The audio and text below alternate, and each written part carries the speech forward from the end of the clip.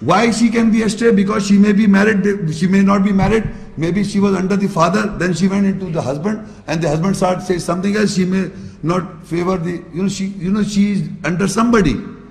She has to be taking care of someone. She's under influence somebody. So she may astray. The mother woman will remind her. So that is why two women are required.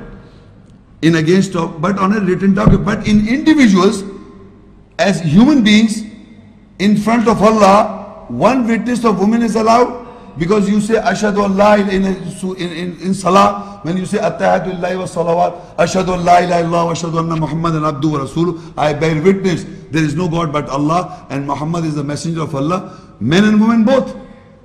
So that means you women cannot be a witness at all. Of course you are a witness. In all aspects of life, men and women are bearing witness, and in this aspect they are equal. But in a written document, for a fixed period of time, because of the period of time, if 6 months or 1 year or 5 years or 10 years, the woman may astray because of her surrounding, then the other woman will remind her in a written document. She's allowed. Now, Surah, this is all psychological relationships. Surah An-nisa 4 and ayah 19. Ya ayyuhalladhina amanu la yahillu lakum an tarithu an-nisaa karha wala ta'dhuluhunna litadhhabu bi ba'd ما آتيتمهن إلا أن يأتين بفاحشة مبينة وعاشروهن بالمعروف فإن كرهتموهن فعسى أن تكرهوا شيئا ويجعل الله فيه خيرا كثيرا.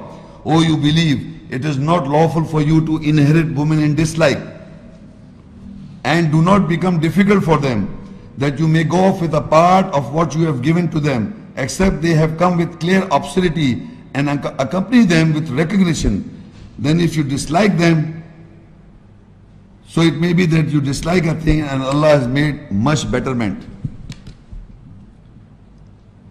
Now this verse, it says to you, oh you believe, do not inherit women in dislike. You see, the husband-wife relationship, husband should have a relationship with the wife as wife, not as a property.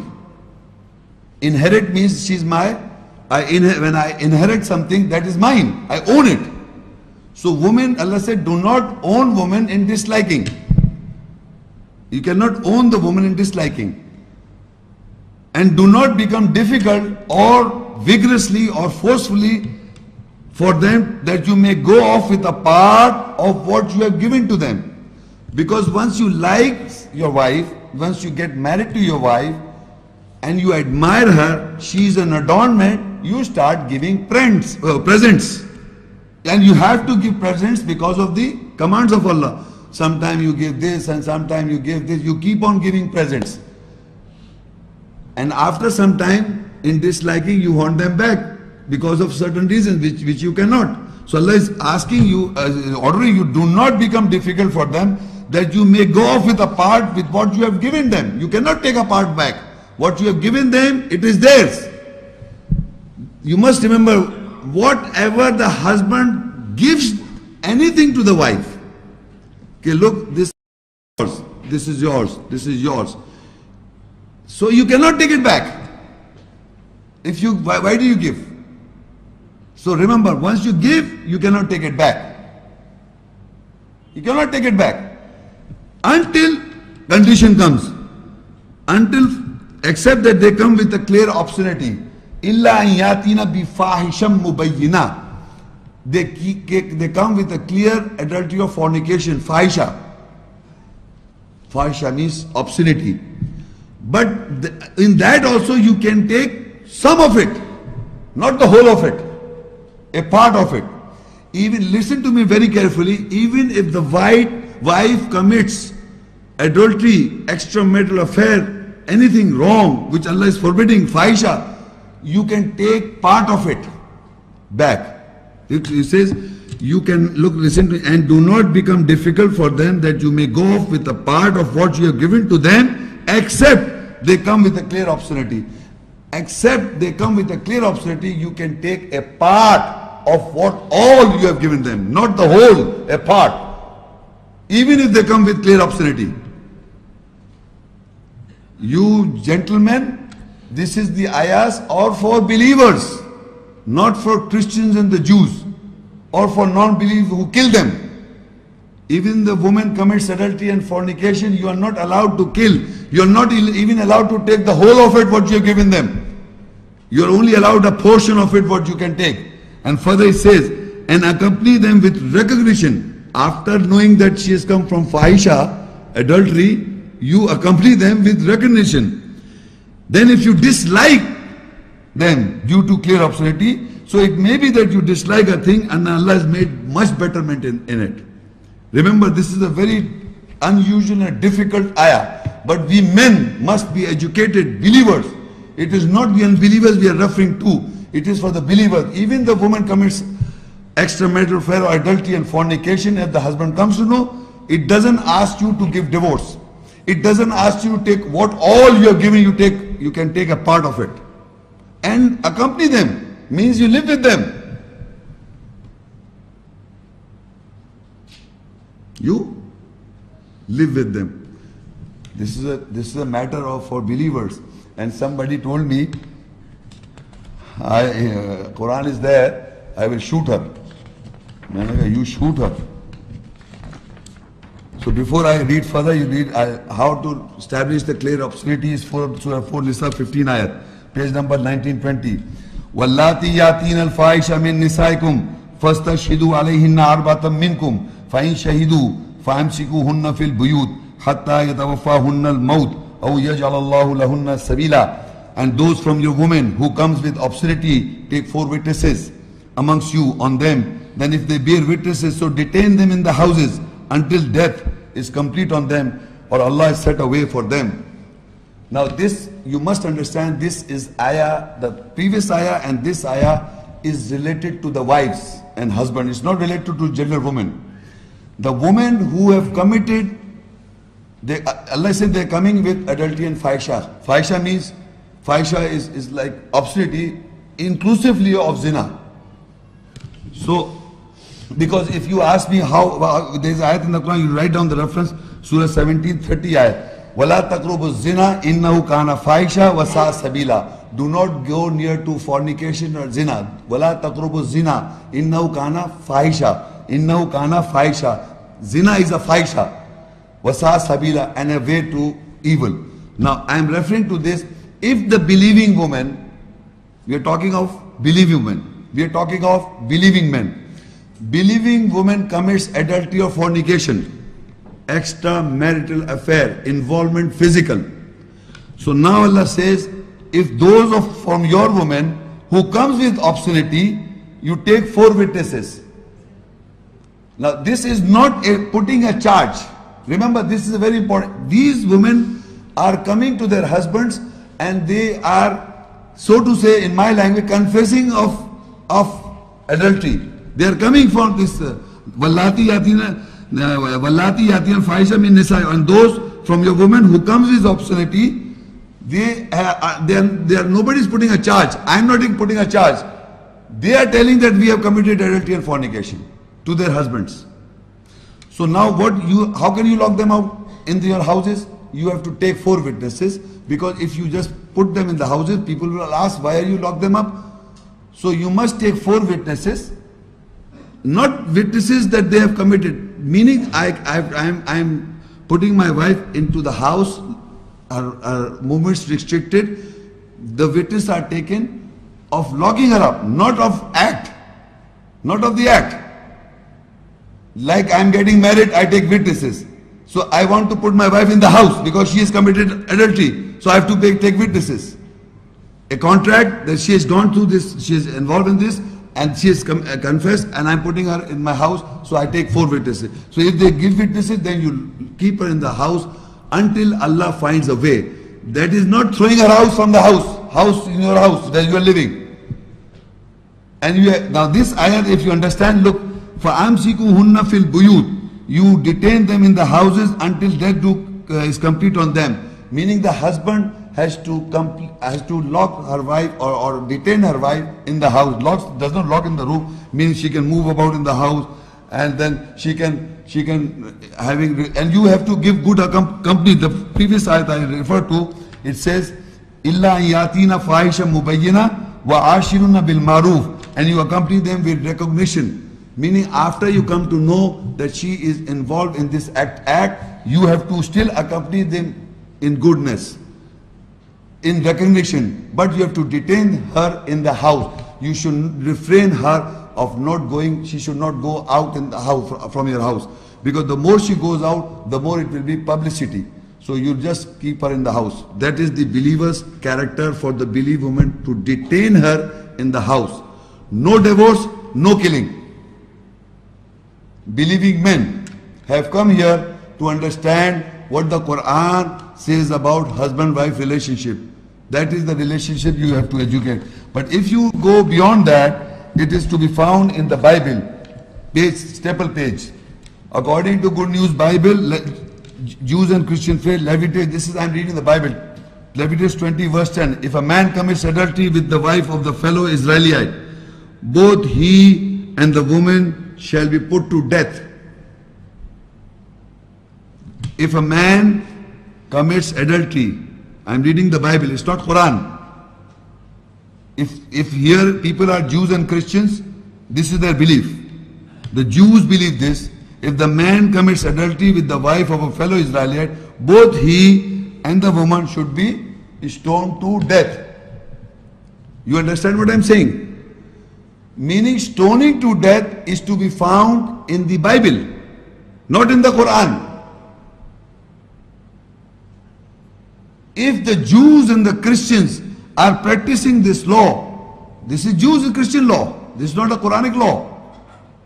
How can you kill a man? Believe me, you know, if I kill somebody, God forbid, so even for me, Allah has put a qisas for me. I can give blood money. You can, even I kill somebody. For that also you cannot kill me. How can you kill a man who's done intercourse or has done adultery or fornication? In the eyes of Allah, in the nearness of Allah, this act is wrong. But you cannot kill anybody. And if the wife commits this act, she should be detained in the house, and you have to live with her. You don't have to throw a house. What about the children? The whole setup will go wrong. So you have to detain her in the house. This is what Quran is teaching you. But the Bible says if you commit adultery and fornication, the wife of the Israel, both he and the woman should be stoned to death. This is a Christian and a Jews practice. And the Jews are still practicing. And the further in John 8 verse 4, teacher, they said to Jesus, this woman was caught in the very act of committing adultery. In our law, Moses commanded that such a woman must be stoned to death. Now what do you say? John 8:7, they stood there asking him question. He straightened up himself and said to them, whichever one of you has committed no sin may throw the first stone at her. This is what the Bible says. Now what I am educating, the woman was caught in adultery, caught. The Bible says, look, they write something I don't understand. If the teacher, they said to Jesus, this woman was caught in the very act of committing adultery. I'm asking, when they caught her in the very act of adultery, with whom? He's not there. He's not there. In the verse, it's not there. They caught the woman and bring this woman to Jesus and asking that in the law of Moses, the law was that any woman or a man commits adultery, she or he should be stoned to death. What you have to say now? So Jesus said, any man who has not committed a sin should cast the first stone. So everyone went on. Nobody cast the stone. So the Christian nowadays follow this verse, and if the woman commits adultery or the husband commits adultery, they don't cast any stone because they know we are all like that. Only the Jews are practicing. I'm not using the name Muslims are not practicing this. Who? Jews. Whether it is this law or any law, whoever does is in the Bible, it's not in the Quran. Quran does not say that you kill a man because he committed adultery or fornication. For a zani man, adultery man or a woman, for wife, Allah says that you accompany her all her life, detaining in the house. This is what the Quran says for the wife. It doesn't say you kill her. or accompany good, he says. Good. Because in the nearness of God, this is a small act committed crime. It's not a big crime. It's not a big crime that you are killing the man or a woman, or stoning the man or stoning the woman in the nearness of God. It's not a big crime. So now the last portion of the verses that I'm going to read is what the relationship we have dealt with the husband-wife relation sexually, that we have read psychologically. Now comes the most difficult part for women to understand. I don't know. Allah helps me. Surah Nisa 4 and Ayah 20. وَإِنْ أَرَدْتُمُ اسْتِبْدَالَ زَوْجٍ مَكَانَ الزَّوْجِ وَآتَيْتُمْ إِحْدَاهُنَّ قِنْطَارًا فَلَا تَأْخُذُوا مِنْهُ شَيْئًا أَتَأْخُذُونَهُ بُهْتَانًا وَإِثْمًا مُبِينًا. And if you intend to exchange or change the place of a wife with another wife, and you have given heaps to one of them, so you do not take anything from that, will you take it with a false accusation and with a clear sin? Now the situation arises that I started my talk by saying husband and wives. Now the second wife or the third wife or the number of another wife is being included. If the husband intends to exchange the place of a wife with another wife, you have given heaps to one of them, you do not take anything from what you have given, you will take it with a false accusation, with a clear sin. So Allah is permitting that if you want to marry, you don't have to take from your first whatever wife you have got anything from her. What you have given her, you cannot take anything. And would you take it by accusing her? So now the second wife is being introduced. Further in Surah 4, 128.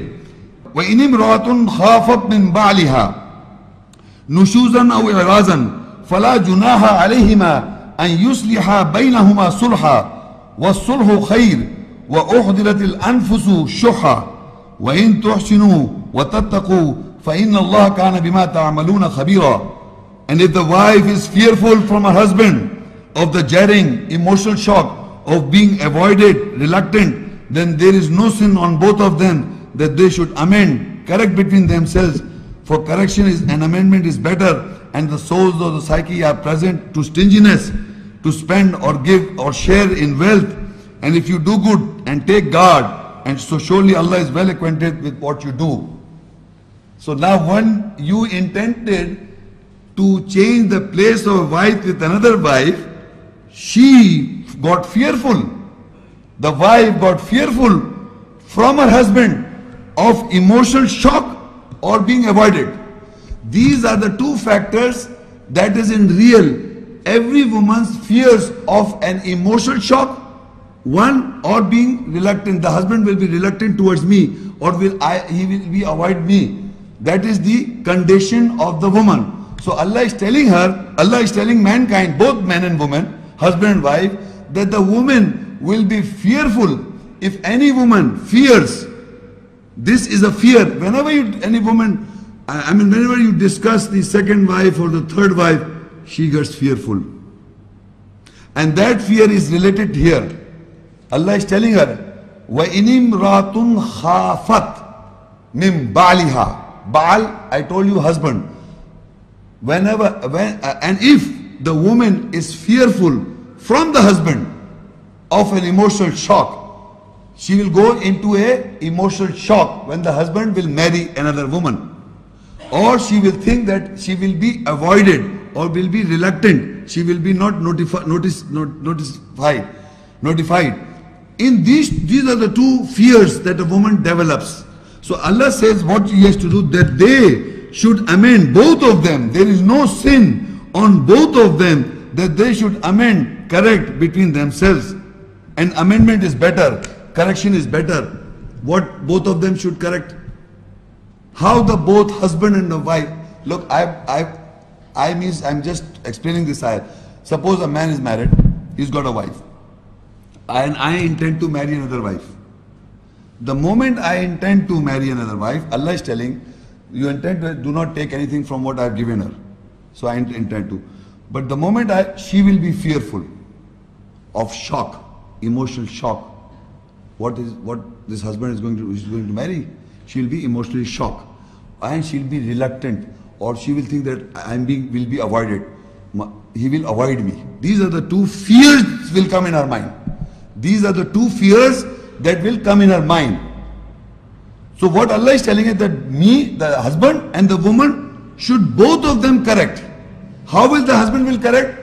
By giving her the confidence to the wife that you will not be fear you, I will not leave you, I will not avoid you, and this shock will go, pass by, I am with you. This he has to give confidence to the wife, because she is fearful of fear. This is a fear, this is not real, remember this. That if the mouse, I am fearful for the mouse. Mouse is not doing anything to me. Fear, it's a fear that I will be emotionally shocked, I will be put into somewhere. It's just a fear. So woman gets a fear that I will be set aside. So this Allah said both of them should correct. Meaning husband should give confidence to the woman that I am not going to leave you. The feelings that I have for you is not going to change. And Allah says, the Quranic ayah says, فَلَا جُنَاهَ عَلَيْهِمَا. There is no sin on both of them. The husband is thinking it is a sin that I am getting married to a girl, another woman. And the woman is thinking what the people will say. They call it ayyash. He's a corrupt man, marrying 2 wives or 3 wives or 4 wives. The woman is also thinking like this, and the man is also thinking like this. An amazing thing. It is in a words that are put forward, it says there is no sin on both of them. For the husband it's not a sin, and the wife is thinking that something has gone wrong with me. Why is getting married to another girl? She's also thinking like this. So, and the husband is also thinking that she will get hurt, she will get emotionally hurt, so unbalanced, something will go wrong about her, with her. So both of them, Allah says for both of them, فَلَا جُنَاهَ عَلَيْهِمَا. It appears to be a great sin in the whole world, because the Christians, the Jews, and the Hindus, and the Buddhists, and the atheists, and the agnostics, all the world except for Mormons, the whole mankind is against the second marriage. It has become as if a great sin will be committed if you get married to another girl. It is as if a sin. So Allah says it is not a sin on both of them if they intend to marry. The husband should give confidence to the wife, and the wife should try to develop, to remove the fear of being that emotional shock that she will go into, or to remove that she will not be left aside. She will not be left aside or be reluctant. And Allah said that amendment is better, and the psyche are the presence of stinginess. And the further is stinginess. What is stinginess? The man does not want to share money on the, well, I've been spending so much on you, now I have to take care of this woman also. I have to spend so much money on the other woman also. So he is stingy. And the woman, how she feels stinginess? Because she will think that whatever the part from the husband I will get, now I have to share from that wife also. The money that the husband owns, he doesn't want to share it if he's married to another woman, he's going to share it, spend money on her. So now you must understand what I'm saying. This is very important. So the man and woman both are stingy. In men are stingy, they don't want to spend money. If Allah is giving them wealth, they can get married to another wife, or whatever the amount of they want can marry. If they want to, they can. They don't want to spend money on the other woman. And the woman thinks that if he gets another wife, the money that she's getting will be shared now. So Allah is telling us in this ayah, both of them, amendment is better, and the souls of psyche are present to stinginess, reluctant to spend or give or share in wealth. They don't want to. The husband doesn't want to share the wealth to the other wife, and the woman also doesn't want to share. So the stinginess is present in both. And if you do good and take guard, surely Allah is well acquainted with what you do. So in this context, I am telling you that what happens if the woman is a fear of a woman. It is a fear that she will go into emotional shock. It is a fear that she will be set aside from the husband. That's the fear. And Allah is telling that in this context, both of the husband and wife should amend. The husband should give the confidence to the wife, and the wife should try to remove this fear. Nothing is going to happen with me. Surah An-nisa 4 and 127 ayah.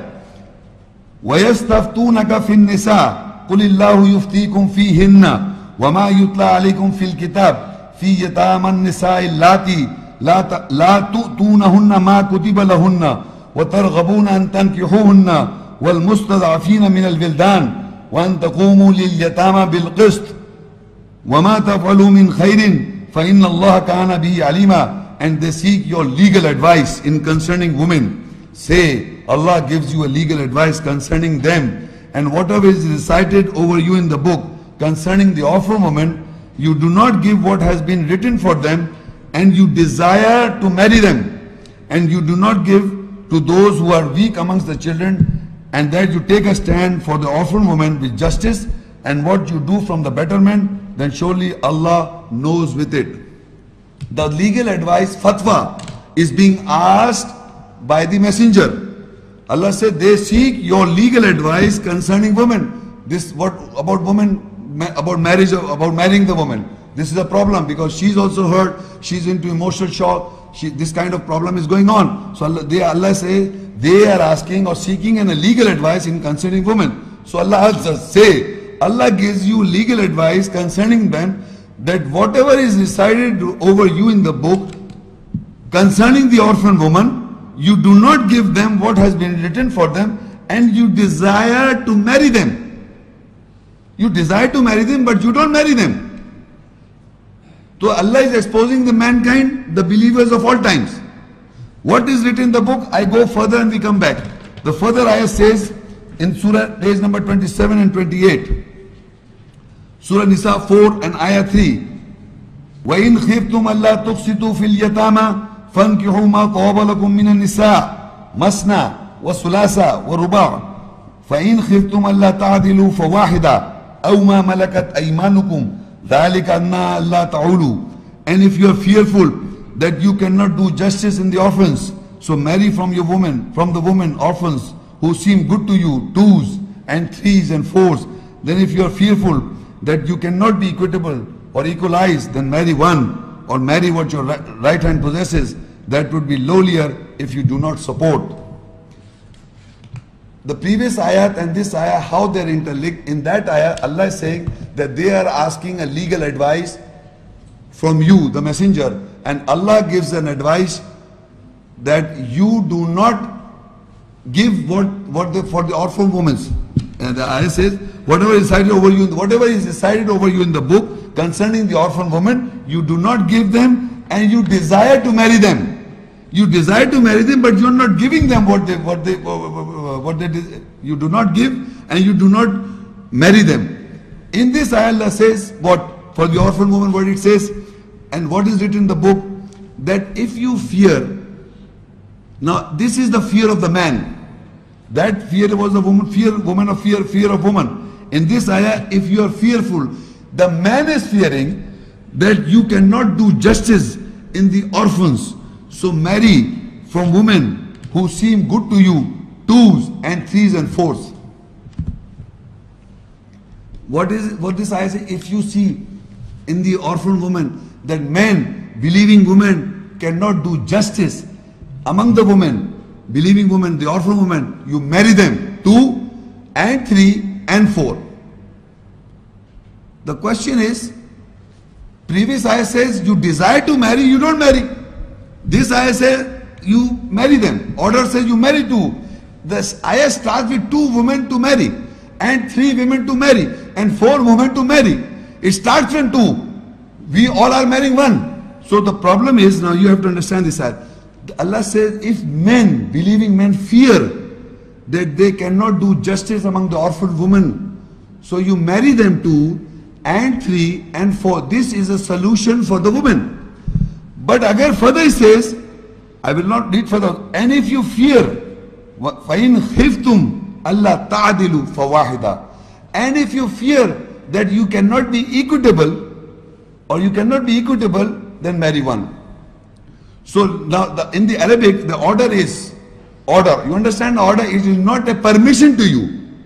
It is an order to all men of all times, that if you fear that you cannot do justice among the women, then you marry 2 and 3 and 4. And if you fear that you cannot be equitable among women, then you marry 1. So the choice is put on the man. If he fears that injustice is being done in the among the women class in the whole world, then you marry 2 and 3 and 4. And if you fear that I cannot be equitable among them, then I marry one. So the choice is on me, but the order is both. You have to take up the choice. But before I discuss this choice, I would go back to the ayah that Allah says in the previous ayah, you do not give what has written from them and you desire to marry them. In this verse Allah says you desire to marry them but you do not marry. It is a desire left by the people, men in the whole world, that they desire to marry them and you do not give to those who are weak among the children, and that you do not, and you take a stand for the orphan women with justice, and what you do for the betterment, surely Allah knows with it. So previous ayah was saying that men, when they ask the legal advice or a fatwa from the Prophet, the messenger, Allah is telling that Allah gives the fatwa that what is written in the book for the orphan woman, you do not give the orphan woman, and yet you desire to marry them, but you don't marry. So that is going on in the whole world. Majority of the Muslim worlds are not marrying more than one.